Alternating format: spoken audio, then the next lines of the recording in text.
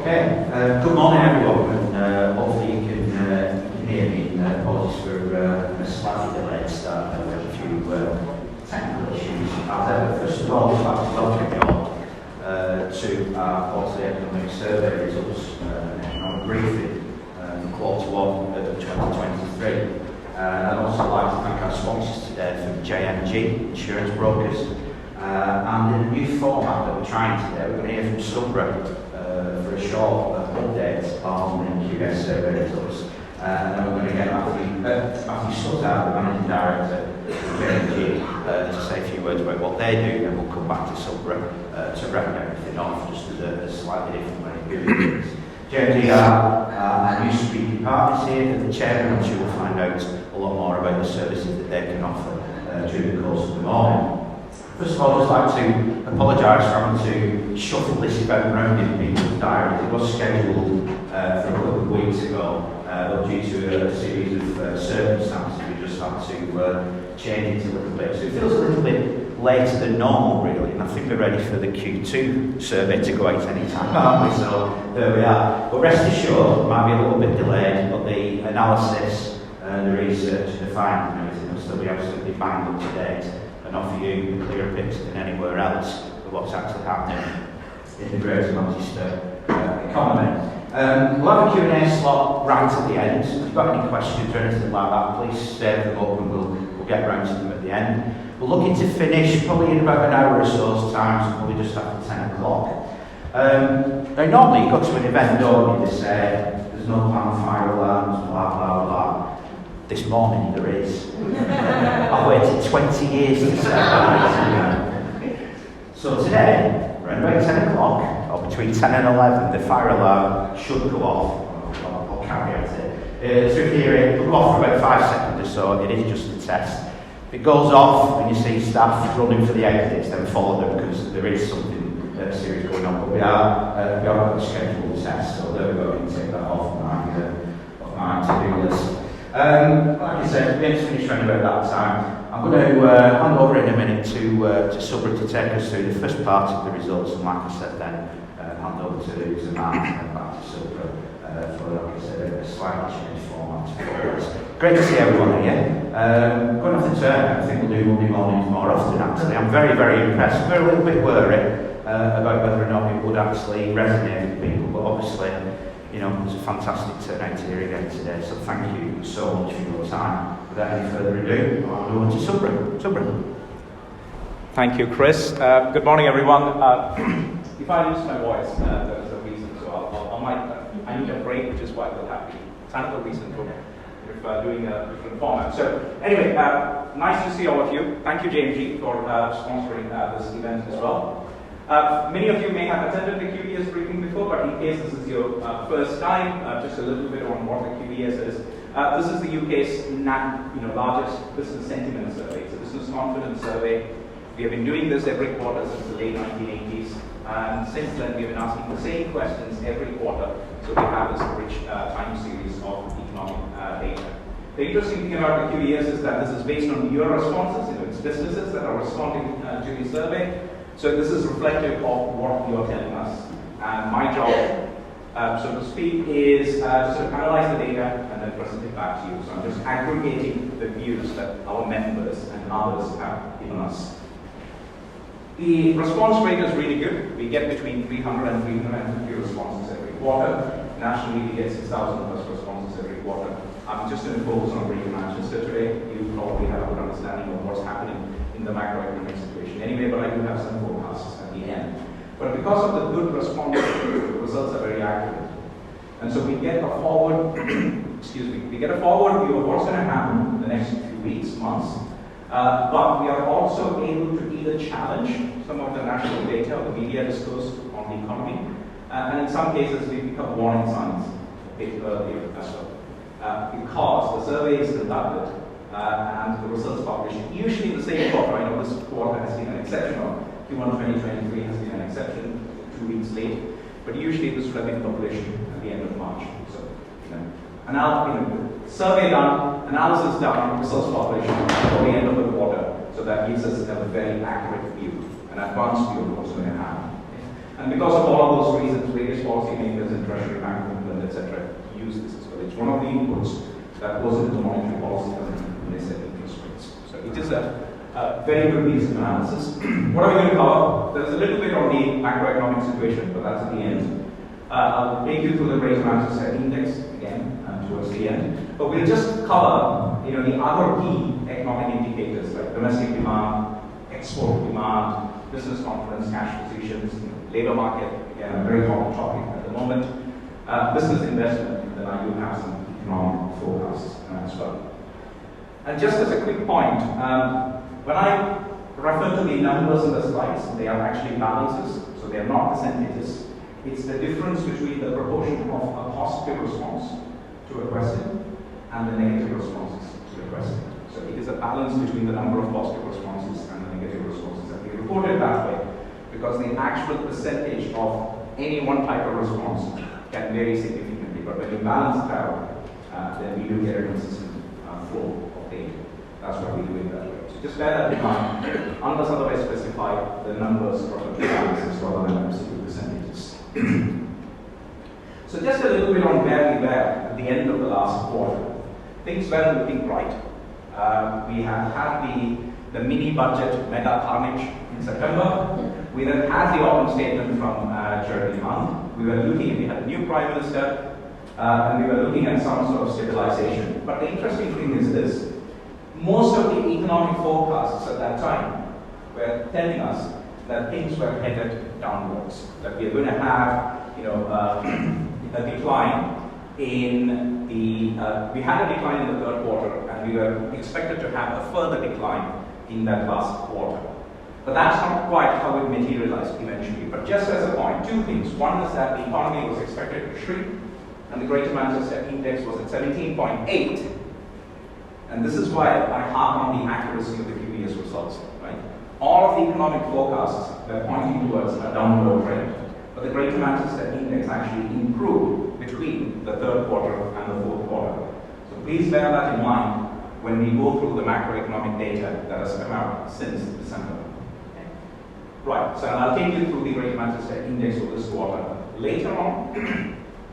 But just looking at the component parts of the Greater Manchester Index and the core economic data. And what I usually do is to break the data down by three sector groups. So you have services, all of services bundled into one group, construction and manufacturing.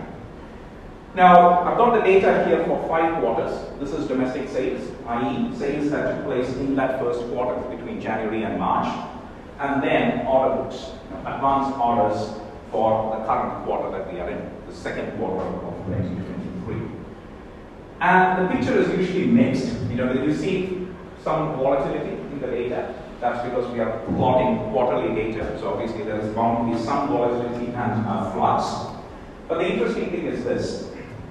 On the manufacturing sector, so the solid green line in both of these charts is the manufacturing sector. Now the manufacturing sector was actually having lots of problems towards the end of 2022. Both in terms of demand, but also, as you will see later, in terms of cash flow positions, business investment propensity, etc. That seems to have changed almost dramatically to an extent. So from a negative balance, this is the zero line, so from a negative balance in the last quarter, things have actually improved significantly to plus 30. So a lot more manufacturing businesses in this quarter are actually saying that things are looking better, both in terms of the current sales that took place in the previous quarter, but also in terms of advanced orders. And obviously the order books for the manufacturing sector is quite significant.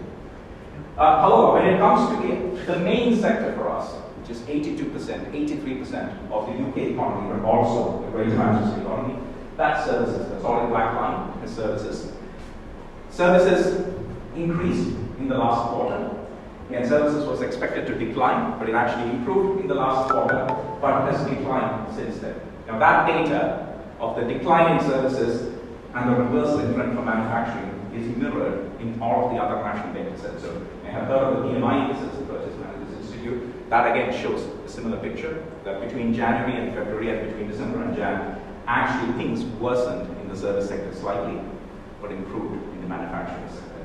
The other thing that's probably working in favor of the manufacturing sector, but also to an extent the services sector, is that energy prices, the increase in energy prices have at least stabilized. And wholesale energy prices have fallen since the end of last year. That's obviously good news for heavy energy consumers, particularly in manufacturing and elsewhere. Construction is a much smaller sector, 8% of the Greater Manchester economy. Again, the construction sector is very volatile from one quarter to the next, so I wouldn't read too much into it. There has been a slight decline, but just walk around the city centre and other parts of GM. There's a huge amount of construction activity taking place. We do a construction pipeline analysis, and we know that the outlook for the construction sector remains robust. Absolutely no problems in the construction sector so far as activity is concerned, but when it comes to labour market and shortage of labour, it's quite a different situation. So that was domestic demand. Let's look at overseas exports at the moment. And we have got the data for manufacturing and services. So, construction tends not to export a lot. And again, there has been a turnaround. And this is an interesting thing. We have been talking a lot about exports. The impact of Brexit on exports is certainly an issue. Just bear with me a moment.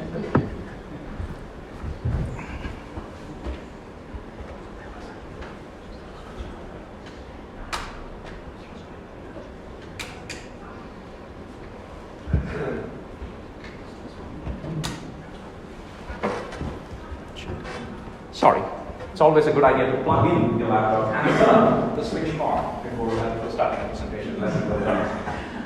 Okay, so we've been talking a lot about exports. Energy costs. The interesting thing is, from around 2020 February, so 3 years ago, things were looking really dramatically down for international trade activity. We had supply chain disruptions, shipping cost increases. All of that affected exports. But in the case of the UK, despite the volatility, in the last 2 quarters, there has been an improvement in service exports. Big issue for us, service exports. We export a lot more services than we do goods in the UK. Service exports have picked up, so that is opposite to the trend with domestic demand. The services actually decline. And manufacturing has picked up in this quarter as well. All the manufacturing exports in the last quarter declined. So again, that change, because we're starting from a much lower base in the manufacturing sector, that bounce back is looking a lot sharper as a result. So there is good news on international demand, export sales and export orders in this quarter. But what about the workforce situation? And this is the hot topic of the moment, and in case we are working on the local skills improvement plans, we're leading the development of the local skills improvement plan for Greater Manchester. Recruitment difficulties in the UK are not new. And whenever the economy picks up and business activity picks up, as you try to recruit, it seems that you are always facing recruitment difficulties. So that seems to be a cycle of catch-up that's taking place, or attempting to catch up. It's been going on for a long time. But look at the construction sector. 80% of the businesses are still trying to recruit. 70% of manufacturing businesses, close to 70%, are trying to recruit, and then just over 50% of the service businesses are also trying to recruit. Okay, so recruitment activity is quite stable. The number of UK vacancies has gone down slightly. It was 1.3 million at its peak. It's now 1.1 million. But before the pandemic, it used to average around 600 to 650. So we still have a significantly higher number of vacancies than we used to before the pandemic. It's not just the pandemic, obviously Brexit will have an impact on that as well, access to labour market issues. So recruitment activity is quite stable and has been so for quite some time. It has eased, if you compare the peak in the middle of last year, it has eased a bit, but still remains quite strong. But because we have recruitment activity taking place, recruitment difficulties are actually quite high as well.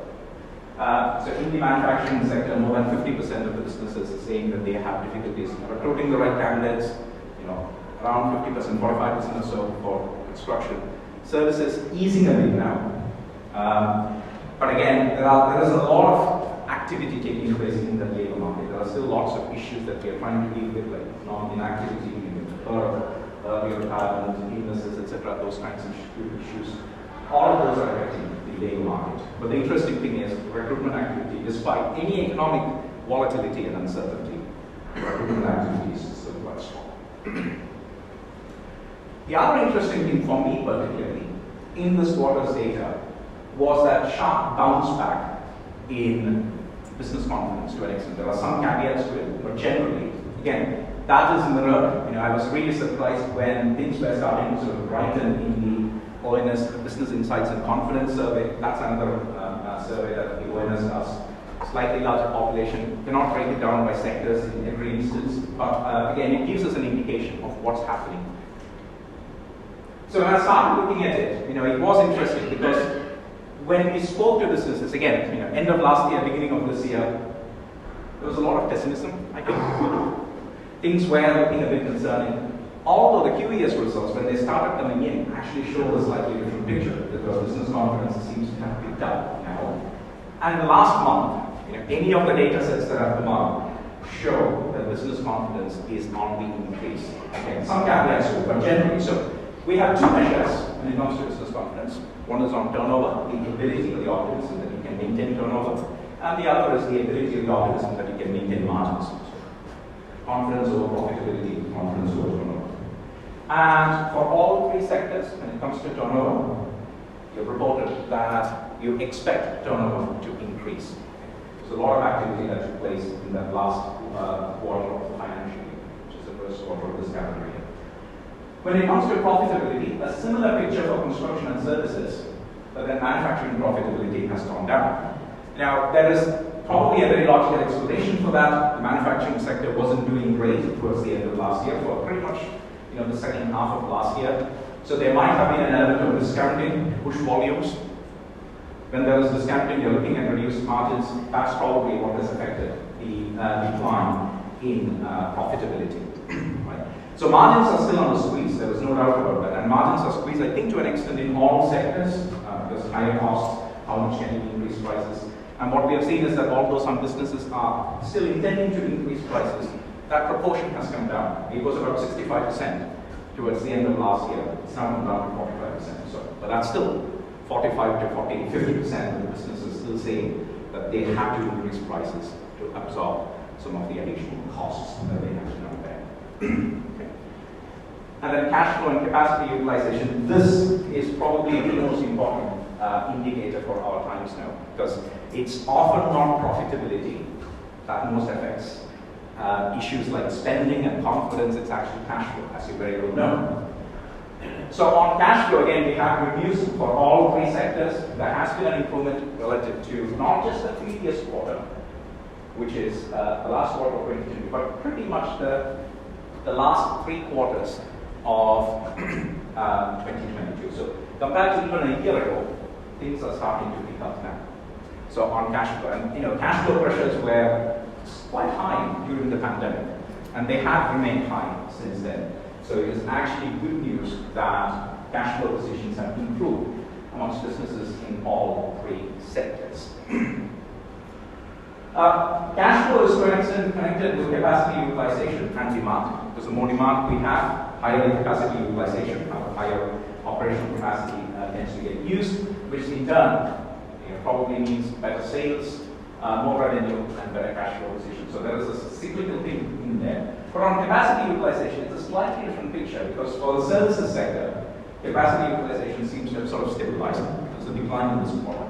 But it seems to have stabilized at that 50%, and we would ideally like it to be close to 70-75% across all three sectors. Manufacturing, again, that turnaround in manufacturing is reflective of that increase in capacity utilization in that sector. Construction capacity utilization has come down, but it's still about 60%. We would ideally like it to be about 70-75%, not higher than that. There are some quarters in which we have seen capacity utilization at about 90%, 2015, 2016, those times. And that's not great, because then it leaves very little flex capability in the businesses. And then finally on business investment. So demand has picked up in this quarter, business confidence levels are higher, cash flow positions have improved, capacity utilization seems to have stabilized, and for all of those reasons, this is quite interesting that business investment has actually picked up. So that's another indication that there is a lot of optimism amongst business leaders like yourselves. But I just want to caveat that with one other issue, which is that This was the last quarter of the financial year. And there was a scheme called the super deduction scheme. Right? So there must have been postponement of investment, and all of that was sort of concentrated, clustered in that quarter to make use of the super deduction scheme, but not just the super deduction scheme, other things like R&D tax credits, etc. So any investment that has taken place in that last quarter, if it's capital investment, there is a 130% payback, right? So that's probably one of the reasons why investment has picked up dramatically across all three sectors in that last quarter. So I just want to, put that point in there. But nonetheless, business investment has been lagging behind. The UK lags behind the OECD average, the G7 average, and in Greater Manchester we lag behind the South and Southeast. So it's great news that we have an improvement there. And a similar situation for investment in training as well. Again, that's an issue we are particularly concerned with because addressing labour market shortages is not just about trying to recruit, it's also about upskilling, reskilling, etc. So training is needed. And we have seen an improvement in that. So with that, I'm going to take a pause, catch a breath, and then hand over to Matt, who's going to deliver the presentation. Right. Thank you, Matt. Cheers. Thank you very much. Hopefully my mic's working. Good morning, everybody. So I'm Matthew Stuttard, the Managing Director of James Glendale Insurance Brokers. We are the strategic partners with the Chamber. So we provide expert advice and guidance to the members in relation to insurance, and we act as the Chamber's go-to insurance experts.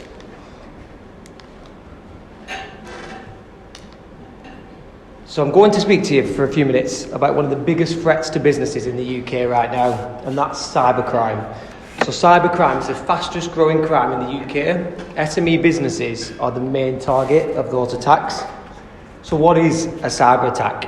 A cyber attack is a malicious and deliberate attempt by an individual or organisation to breach the information system of another individual or organisation. Usually the attacker seeks some sort of benefit from disrupting the victim's network. It is more important than ever that we have measures in place to avoid being struck. SMEs are facing 10,000 attacks daily. Cyber attacks are today's modern crime for a business, and cyber insurance is the way to protect against this increasing risk. So I'm going to spend a few minutes talking about the 5 reasons why your business could be a cyber attack victim and explaining some of them for you. So lack of investment being number 1. Cyber criminals see SMEs as an easier target, even though the proceeds can be less. A lot of SMEs still lack awareness, resource and investment in IT security, and also training on cyber security risks. And again, going back to the FSB's estimates of 10,000 attacks daily, that creates a huge issue. Number 2 is social engineering. Social engineering is a manipulation technique that exploits human error to gain access to private information or to access funds. In cybercrime, this is referred to as human hacking. Scams lure unsuspecting users into exposing data, spreading malware infections, or more worryingly, giving access to business systems. We've all had those emails and text messages, I'm sure, with the links to click. That's exactly what this is, and it's a huge problem. Number 3, payment of ransom.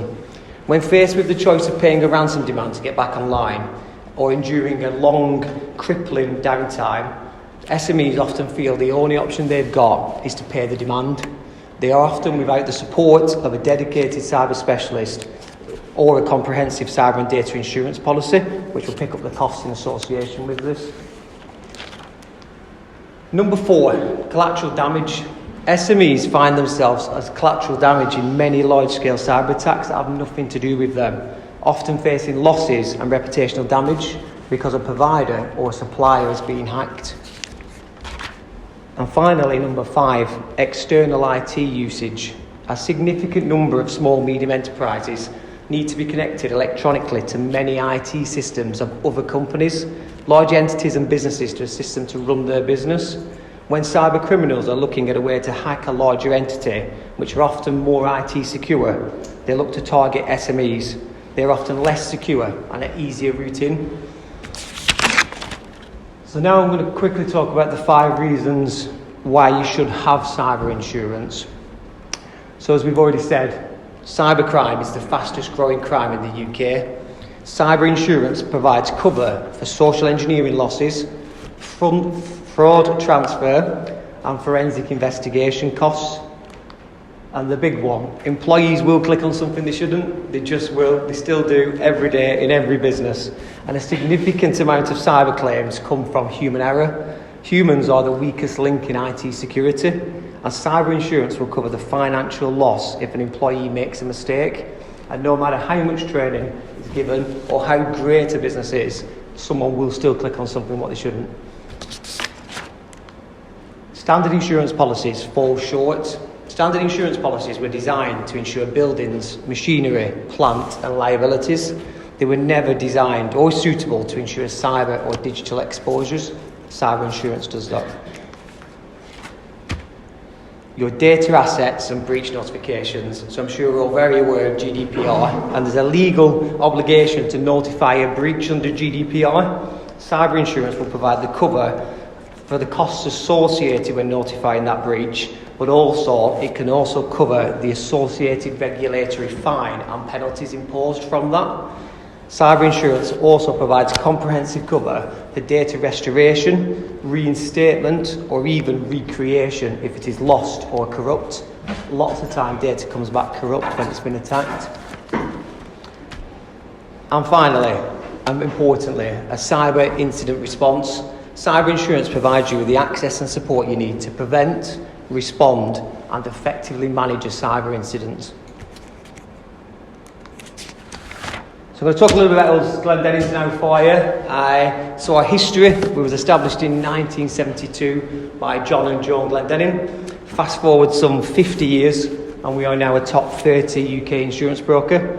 Our success is down to our people. We look after our people and they do the right thing by our clients. What we do, so if you haven't got the subtle hint that we provide cyber insurance, then you never will, but we provide cyber insurance as well as being full commercial insurance brokers. If it's business insurance, it's what we do. To give you some context, we're a £200 million plus turnover business, over 420 amazing people in our business, probably more like 450 since we did this. 11 businesses operating out of 25 offices across the UK. The dream team are sat right here at the front. So just to introduce some people from our business today. So we've got Dave Edmondson, Adam Kanani and Michelle Harness. So please feel free to reach out to any of them to discuss cyber insurance if you want to have a conversation, or wider business insurance. Also, all the packs what you've got on the chairs have all their contact details in. These guys are regularly in the chamber and supporting chamber businesses. And absolutely worth having a conversation with. Thank you very much. So that's pretty much us.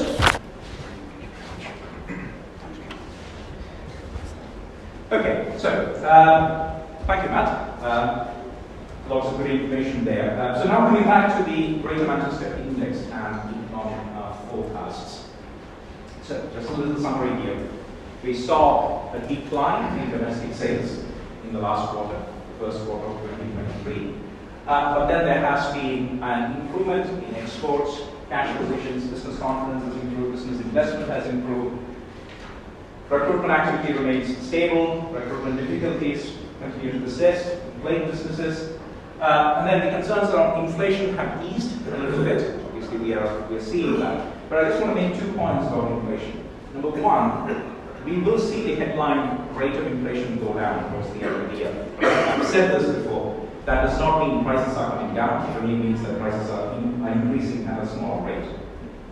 And so we still have what is called this baked-in inflation issue, because that's going to stay with us for a long, long time. So the Bank of England and other estimates is that this time next year, we'll probably have an inflation of about 2%, which is the target. I still doubt that. I still think it might be closer to 3.5%. But the other point is around interest rates. We've seen interest rates increase. If at the beginning of next month, in the next MPC meeting, if interest rates go up again, then that will be the highest rate we have had in 14.5 years. The last time interest rates was this high was before the previous recession. So one of the questions that some people are asking is, well, what is the outlook for interest rates? The interesting thing about interest rates is that even historically, when interest rates were low, 0.5%, 0.75%, inflation was still at 2.5%, 2% to 3% in some cases. So we had what you could call as negative real interest rates, because the base rate was only 0.75% or 0.5% in some cases, but inflation was actually much higher. We still have a similar situation now. Interest rates are 4.25, inflation is 10%. So the outlook for interest rates, again, as inflation comes down, there's a possibility that interest rates will come down. But I doubt whether they will return to the 0.25 or the 0.1 rates that we have had in the past. So it's likely that we will still have higher interest rates, at least the base rate. It might be 2% or 2.5%, probably.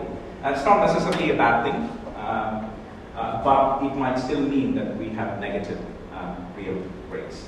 So just bear that in mind. The outlook on interest rates and inflation is that it will come down. The headline rates will come down. But what that means in reality and on the ground actually will have some impacts too. So, but the concerns around inflation persist. So based on all of that, decline in domestic sales, the outlook for inflation, and the improvement in some of the other measures in the latest QES, the Greater Manchester Index for that first quarter of 2023 was 30.3. There has been a significant improvement relative to that 17.8% points in the last quarter of 2022. And so this is interesting, and this is why the QES results, as I said, are very reliable. Because when the forecasts were all pointing downwards, the Greater Manchester Index improved in the last quarter of 2022, and has again improved 12 points, 12.5 points is actually quite substantial, to 30.3 in the latest quarter, which gave us some indication that actually some of those economic forecasts will have to be revised upwards. And that's exactly what happened, not just the forecasts, but the QE quarterly growth rate for the third quarter of 2022 and the last quarter of 2022 have both been revised upwards now. And the other issue, obviously, is that people have said the UK economy has shown a lot of resilience, the outlook has improved, clearly it has improved, and GDP grew by 0.1% in Q4 2022 as against a negative 0.5% forecast. In Jan, the economy again grew, that's just a monthly GDP relative to December, it grew by 0.4%, flatlined in Feb, as the latest data shows. March might mean a slight decline, but we will see. The PMI indices for all sectors declined between February and March, and I've seen that there is a slight difference when I break the results down, sort of by week. The QES results are collected over 3.5 weeks. I can break it down by week, and then there's a small decline that I've seen in the last week to 10 days results. So we expect the first quarter forecast at minus 0.1%, so 0.1% decline. But again, there are big caveats around that. What does that then mean for the growth forecasts for this year, 2023? Firstly, the UK GDP grew by 4% in 2022. It was actually expected to grow. Initially, the expectation was that it would grow by 5%. It was revised down, but then it stabilized at about 4%. The other interesting thing, I had seen the BBC headlines about 10 days ago where it said UK will be the worst performing advanced economy. To an extent that is technically true, because amongst all of these countries, compared to world GDP or also Euro area GDP, UK is expected to have a 3% decline in GDP in this year, calendar year 2023. Germany is the only other country that's expected to shrink at minus 0.1%. But most of the other advanced economies are expected to actually show an improvement. Now you'll see whole world GDP actually quite high. That's because of India and China. China has started to open up again, or has more or less completely opened up. Supply chain disruptions are easing. India is doing well, 6% growth expected for this year. So those two countries are the biggest contributors to world GDP. But here's the important point though. The forecast from the IMF and others was that UK GDP would decline by 1% in this year. That was then revised up to minus 0.6%, so as against 1% decline, we were going to have minus 0.6% decline. But that has not again been revised up in the latest World Economic Outlook. So when the BBC reported that the UK would be the worst performing economy, technically true, at minus 0.3%, but actually that's the result of growth having been revised upwards anyway. And so what we have to see is what are the next 2 or 3 months going to look like, and if that kind of upward trend or flatlining trend stays the same, then the outlook will not be as bad. We will see in the results for the next quarter. But having said that, 2 things are important. One is that strikes are still having a big impact. That decline in services, the biggest contributors to the decline, where any of the sectors like education, transportation, those are the sectors which have been most affected by strikes. Activity in those sectors has dipped. It looks like in some cases there was resolution, but in other cases there is no resolution to industrial action yet. And the other issue is that there is still a lot of volatility. So it is difficult to quite forecast accurately, which is why we have forecasts being made rise down or rise up, as the case may be. That's exactly the way it should work. And that's because there's a lot of uncertainty yet. With that, I'm going to draw it to a close and hand over to Chris. But if you have any questions, I'll try and answer them later. Okay, thanks very much. We just show our appreciation for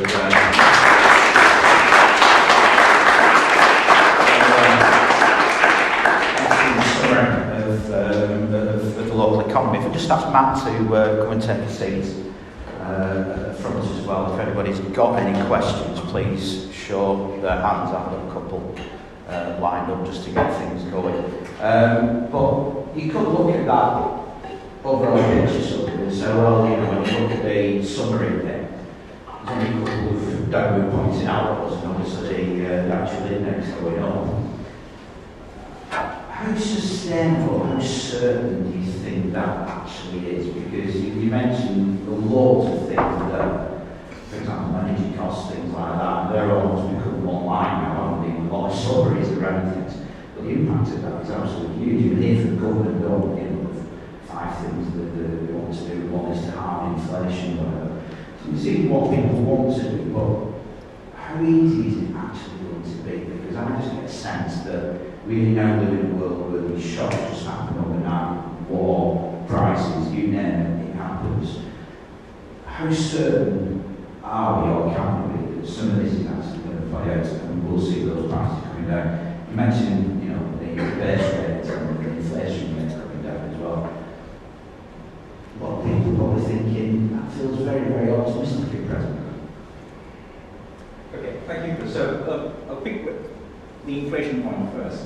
So on inflation, yes, as I said, headline inflation will come down, but we are still facing high prices. Now the forecast for headline inflation is that we might end the year at about 6%, or maybe slightly lower than that. Again, big caveats to that. Number one, oil prices and energy prices, and it's a big determinant. Wholesale energy prices have gone down, but we don't know what's going to happen with the Ukraine and Russia's aggression in Ukraine.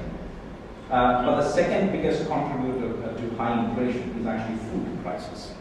And again, initially it was said that this is all down to disruption of grain supplies that are taking place from Ukraine. However, whether you saw in the news just yesterday or the day before, but wholesale grain prices in some situations have gone down, retail prices haven't.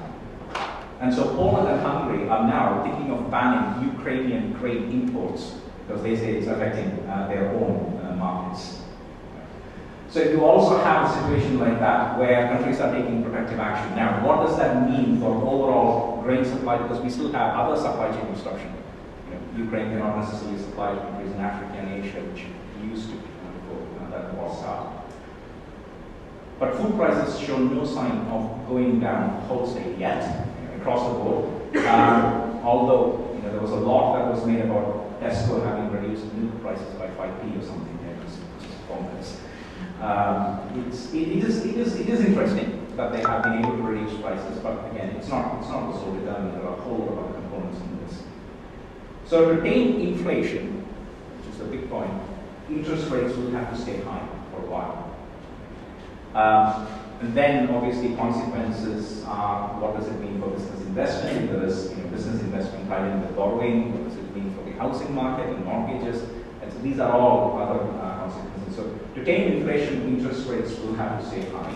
And there has been some criticism of the bank, in some cases unfair, that the bank acted too slowly initially to increase interest rates in response to higher inflation. So I expect they will not be in a rush to decrease interest rates. So they want to see what's happening with the inflationary situation. The second thing is on demand. I think domestic demand is probably going to pick up, as we enter the new financial year. Will we have as much consumer spending as last year? I'm not so sure, because last year and the year before, consumer spending was a big contributor to economic growth, and we had very poor business investment, but consumer spending was sort of making up for that. Now, there was this revenge holiday phenomenon that was reported, right? So many people went on holidays last year. Will there be that much spending in the travel and tourism sector? I'm not so sure. So those might actually moderate economic growth, because the demand in some situations is actually going to come down, and we need service sector spending, business investment in the service sector, and also stability in consumer spending. But now, actually, relative to last year, if holiday plans for last year had been made sort of 6 months in advance, they were probably being made in January, February of last year, when the outlook for inflation, the war hadn't started, the outlook for inflation was actually much milder, etc. But now we have a real cost of living crisis. Wage inflation is even now not as high as real inflation. It's about 8% on average for wages, 10.5%, 10.4% was the latest CPI. So there will be moderation in consumer spending, but a lot depends on business investment. You see, obviously the investment in certain sectors is going on, which is a good thing. But I just want to turn to you, because obviously you've got to keep one eye on what's happening in the economy as well, the threats, etc., etc. Do you see any sort of trends beginning to come out of what we've been through over the last couple of years, and the impact of the shocks that we've had on the insurance market? So inflation is a big problem in insurance, just as it is in anything. So actually, the biggest issue we face is we're still a very high market from an insurance point of view. So anyone who buys business insurance, a lot of many people whose premiums stabilised or gone down, it would have gone up significantly ahead of inflation as well. So insurance companies are still really nervous. So losses are still at record highs. But worrying as well, claims inflation in insurance is massive. So the cost of raw materials to reinstate property in buildings, in some instances, has doubled. The price of steel or heavy industries cost to use a lot of energy. So reinstating a city centre building, for example, will cost twice as much as it did 2 or 3 years ago. The labour market is an issue as well. So trades, the ability to rebuild or reinstate property is a problem. So the time it takes to get a building out of the ground, all that is factored back into insurance premiums. So the market is slightly improving, so it's all bleak. I'm not going to be punchy enough to sit here and say the market's softening. We're definitely seeing insurers being more competitive. So supply and demand is the key in insurance. When insurance companies become risk averse and they're less interested in writing risks or competing to write them, prices go up as the costs are going up. We are now seeing some more competitiveness coming back into the market. So more insurance companies are vying for the same business. That's a good thing from a consumer point of view, because we'll start to see prices stabilise hopefully. But to sort of go back to the point is, they're not going to come down, so it's about what percentage they stabilise at, as opposed to continuing to be escalated out of control. Okay, thanks very much. Any questions from anybody? That's okay. Is there anything just Matt, I just want to come back to the bulk of the presentation here, which is around cybercrime and the point you put me on employees and cross-line who will click on something. As we've mentioned, and a couple of people obviously may know in the audience as well, the work we're doing at present to regular skills improvement plan, one of the big things we're doing for a lot of employees is around this basic digital skills. And that's not in some people's minds, it's Microsoft Word or one thing or another.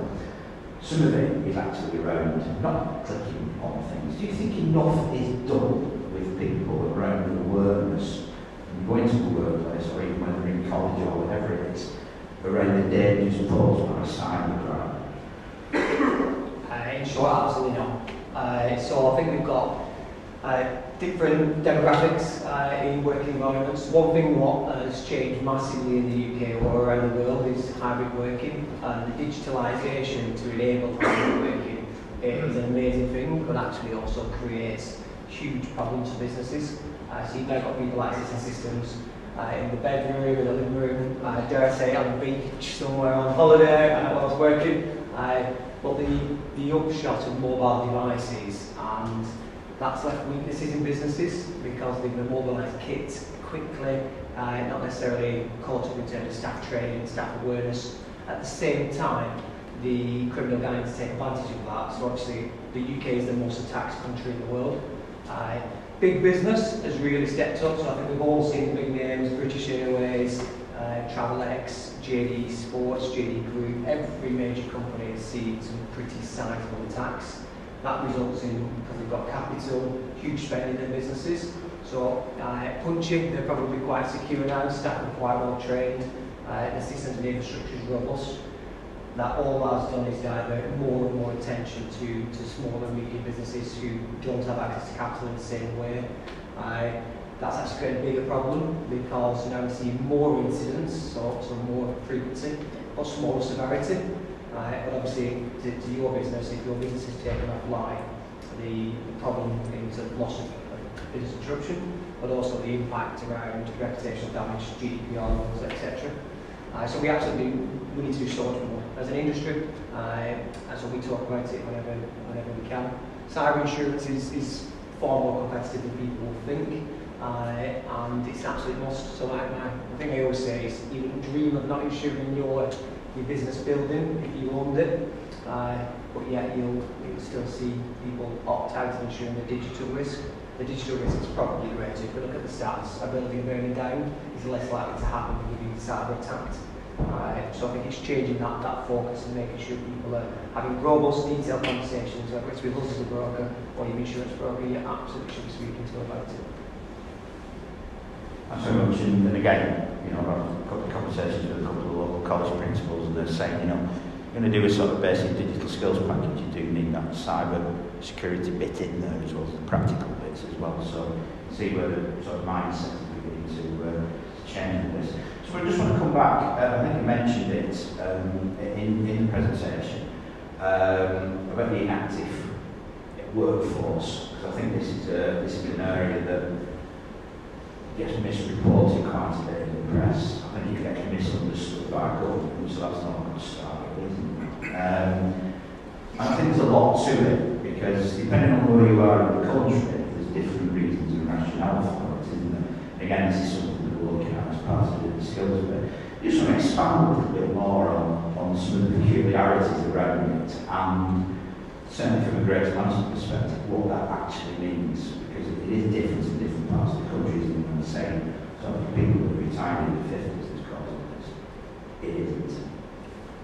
Yeah, it isn't always the case. So firstly, another sort of important point on the economic activities.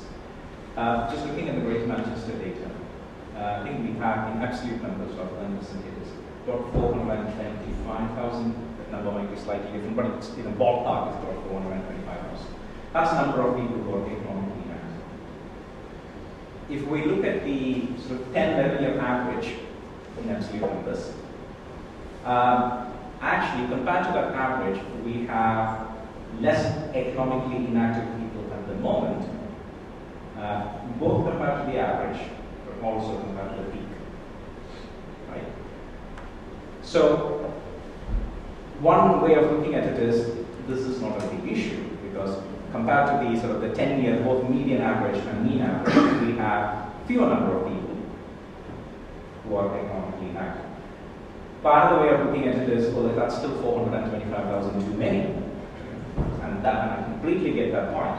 However, we will never have 0% economic inactivity, because you have students, you have elderly people, etc. Those who are retired. Legitimately, there are legitimate reasons for why we will have some economic inactivity at all times. So that's the second point. Now, Now the third point, which has been, that's the retirement issue. So we hear a lot about the over 50s or the over 55s having retired. Yes, there was that taking place, particularly in 2021, second half of 21 and 2022. Since then, as the contributor, so the economic inactivity data, you also get the reasons for why various people are economically inactive. We get a breakdown by percentages and absolute numbers. The number of people who are economically inactive because they have taken early retirement has actually consistently come down.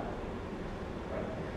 The biggest reason for Greater Manchester, as opposed to some other parts of the country, is the number of people who are long-term sick has gone up, and the number of people who have caring responsibilities that has gone up since the pandemic. So those are the two bigger reasons in GM. But in some parts of the south and the southeast, the number one contributor to an extent is still early retirement. So the picture is actually quite different, as you rightly said, Chris, in different parts of the country. So we have to tackle, if we want to tackle economic inactivity here, we have to actually go for that big group, which is people who are long-term sick.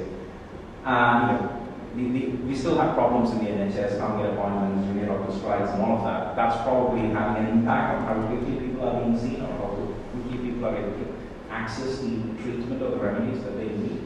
But that's the big contributor. It's people with long-term sick and people who have caring responsibilities. In other words, there is somebody who is long-term sick that they are probably caring for. So if we actually tackle that issue, we're going to see an improvement in GM. It's not early retirement, that's the primary cause of GM. But then again, compared to the long-term average, we don't have much more people who are economically inactive. Okay, thanks a lot. I think it's important because that's just one example there where we've fed something and people just steer it, but actually the reality of it, when you dig into it, spend a bit of time looking at the stats and really get a good understanding of this, it's something completely different and there's different causes to it as well. So I think it's important where, that's an illustration there of quite a lot of stuff that Subrahmaniam myself look at on a day-to-day basis, just try and pick it apart because quite often there's a lot more to it in the background than you are led to believe. So just doing one final, anybody got any comments or questions on anything you've heard this morning before I wrap up? No, you're very quiet. Oh, person in the back, yeah, sorry, just...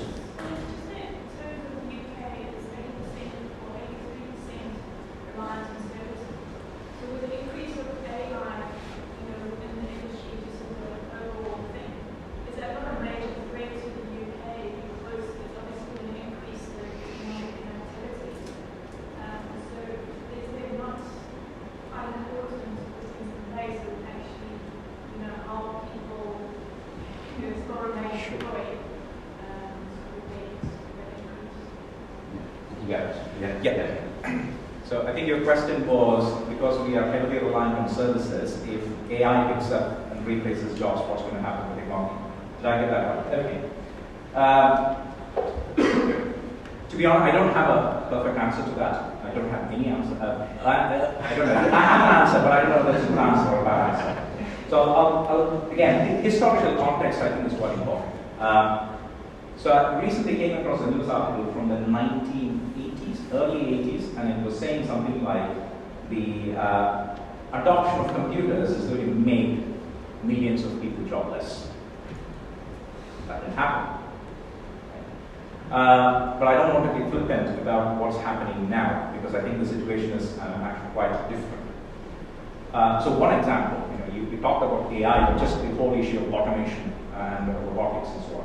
Rotterdam Port is a good example where they have now implemented sort of automation. And that has actually made some people redundant. Quite a lot of people who used to work in the port redundant.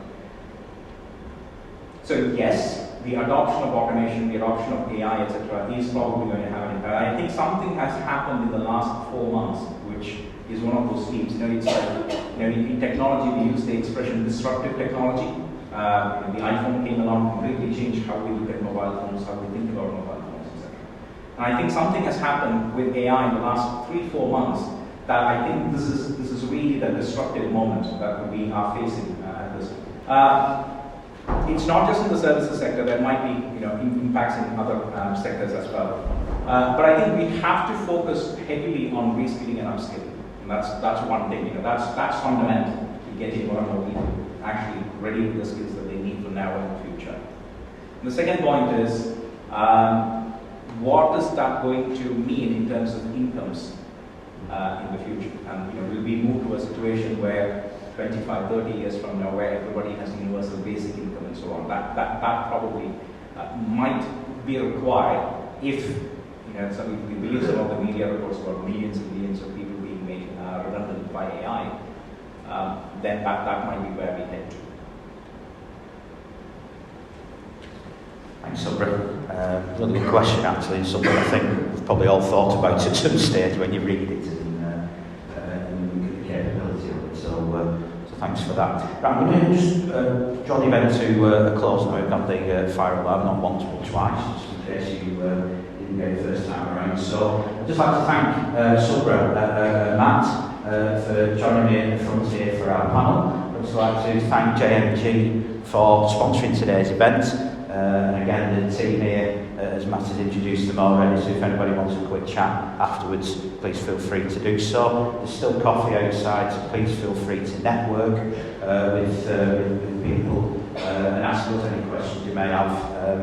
Very quiet, it's probably the quietest audience we've ever had at QES, so I don't know if it's shots. Monday morning, I think. Yeah, Monday morning, yeah, you may have it outside, I think, anyway. But anyway, if you've got anything you wanted to ask or you were maybe too shy to do so, we'll be here as well, so please take advantage of that. Just a couple of other things, just to remind people that we are still running funded programmes around skills and apprenticeships, so if you want more information on that, please ask one of the members of the team here from the Chamber about further information. We've got our AGM and Assembly taking place a week on Friday, that's on the 28th of April. Have a look on the events page for that. If you've never been to one before, you don't know what but come along, we'll be announcing our new Chamber President, and we'll be looking at a quick update on a number of policy issues around rates and matches and things like the DBO deal, and updates on the local skills improvement plan we mentioned a few times as well. Speaking of local skills improvement plan, please look out as well, we've got a survey going on that. We're doing a particular focus at present on green skills. I've got that right. On green skills at present, which again is another one of those areas, a little bit like AI. We're hearing a lot about it, sustainability.